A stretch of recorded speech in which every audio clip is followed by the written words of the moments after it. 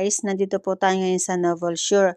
Papakita ko po sa inyo kung paano ilipat yung profit sa main wallet. So, eto po siya. Pupunta po tayo dito sa exchange. Ito po siya sa pang-anim. So, i-click ko po siya. And then, meron pong laman ng profit ko ng 86.65. So, ilalagay ko po dito sa amount 86. And then, ito po, main wallet.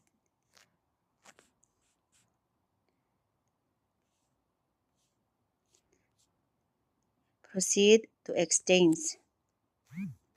Okay, success po siya.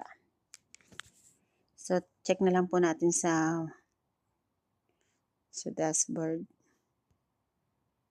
Yon, ito po, napunta na po siya sa main wallet.